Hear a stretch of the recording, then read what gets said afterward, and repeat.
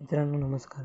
तर आज आपण पाहणार आहोत की आपल्या कोर्टातील केसची तारीख मोबाईलवरून कशी पाहायची.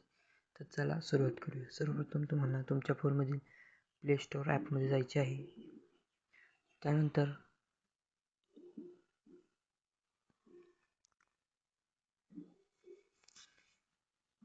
E court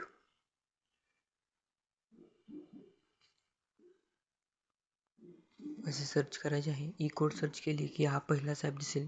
E court services install बटनावर क्लिक करायचे आहे व डाउनलोड करून घ्यायचं आहे आपल्या फोनमध्ये.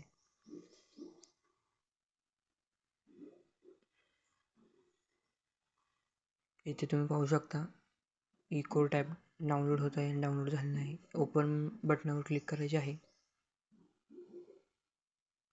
त्यानंतर ॲप जरा लोडिंग होईल, ओपन होईल. हे पाहू शकता ॲप ओपन झालेलं आहे. सर्वप्रथम तुम्हाला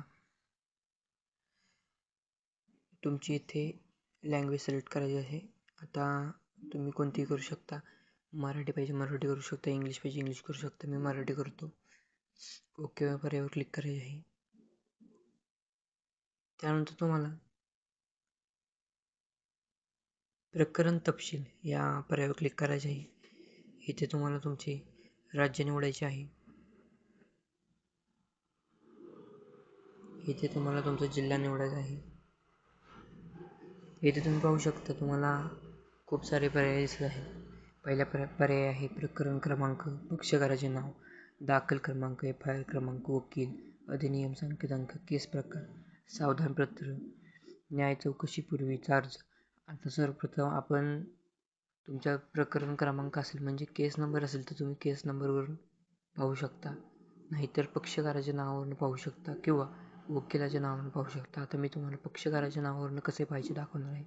येथे क्लिक करायचे आहे. इथे तुम्हाला तुमच्या न्यायालय सिलेक्ट करायचे आहे तुमचे जे आहे ते. तर मी इथे वाई करतो. इथे सिलेक्ट केले की वादी प्रतिवादी. इथे तुम्हाला नाव टाकायचे आहे.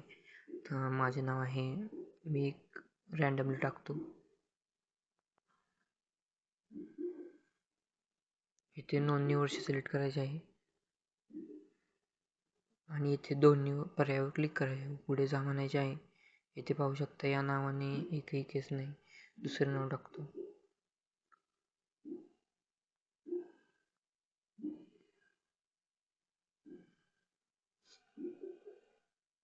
या पण नावाने कोणती केस नाही.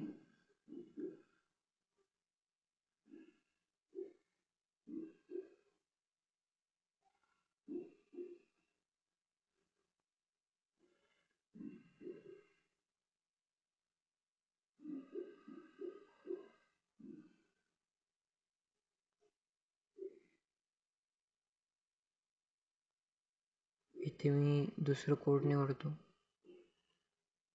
आणि आता पुढेच्या बटनावर क्लिक करतो. तरीही दिसेना. इथे मी 26 वर्ष करतो.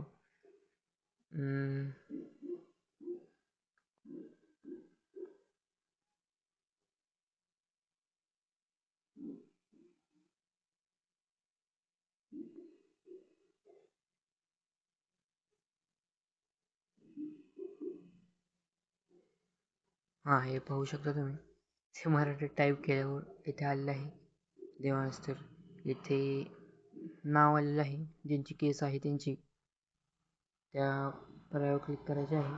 पर्यायावर क्लिक केली की तुम्ही पाहू शकता दाखल तारीख, सुनावणी पहिली तारीख, पुढील सुनावणी तारीख आणि सर्व पर्याय, प्रतिवादी आणि वकील, वकिलाचे नाव, कोणता वकील दिलेला आहे, याचिकेतर्फे वकील, हे तुम्ही पाहू शकता कोणते आदेश झालेले आहेत. अशाच माहितीसाठी आपल्या यूट्यूब चॅनलला फॉलो करा. धन्यवाद.